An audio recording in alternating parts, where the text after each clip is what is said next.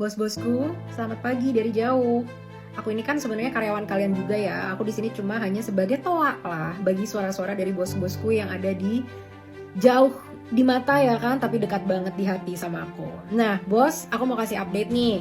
Beberapa hal yang sudah terjadi sampai hari ini karena deadline mendekati nih, bos. Deadline mendekati tapi karyawan masih juga belum kelihatan batang hidungnya, tapi semoga mereka sebenarnya sedang mempersiapkan ya. Jadi kita juga positive thinking, kita kasih waktu secara objektif. Satu, Partai Nasdem sudah membekukan tunjangan kepada kader-kader yang kemarin sempat dinonaktifkan. Ibu Sri Mulyani, Menteri Keuangan kita, juga sudah mengumumkan bahwa nggak akan ada kenaikan pajak di tahun 2026. Yeay, hidup bosku. Nah, cuma Bu Sri Mulyani ada dua hal ya. Yang pertama, jangan sampai di 2025 dinaikin nanti, sama aja bohong. Yang kedua, Bu, jangan sampai BPJS juga naik ya, Bu. Nanti bosku murka. Kalau bosku murka kan kasihan dong, nanti ibu gimana kelanjutan hidupnya. Nah, tapi mana ini? Progres terhadap 17 tuntutan masih juga belum dilaksanakan. Masih setengah-setengah, tapi semoga kalian sedang berjuang gitu ya. Nih ya, bagaikan ini adalah sedang mengerjakan skripsi. Kalian itu skripsinya udah dijokiin, dirisetin, ditulisin, kita yang rapat, kita yang bikin alignment, kita yang bikin desain, kita yang bikin transparan di website, kita yang bikin semuanya tuh. Nah, udah skripsinya dijokiin, kalian tinggal gerak aja mencapai apa tuntutan-tuntutan yang kita kasih gitu. Ada karyawan kita satu ini ya, memang bener-bener nih. Nah, oke. Bos akan kasih, bukan aku ya, bos sebenarnya kan sudah menyampaikan kalian kepada aku, bos akan kasih coaching lah, kadang-kadang memang karyawan tuh perlu di coaching.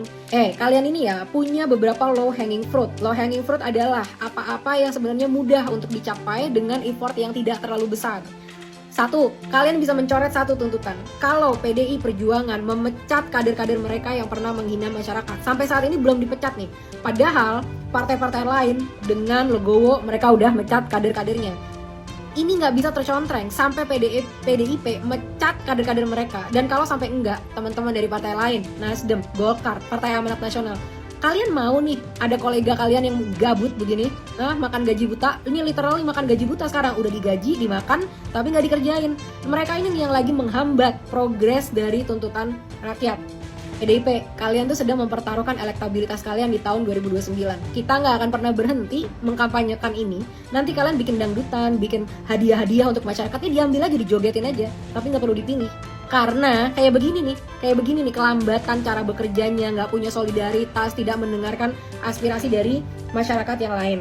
Aku juga udah lihat ya, ternyata katanya Pak Presiden Prabowo udah ngasih instruksi kepada Ketua DPR untuk segera mensahkan RUU perampasan aset. Oke lah, ini sebenarnya adalah kemauan kita jangka panjang.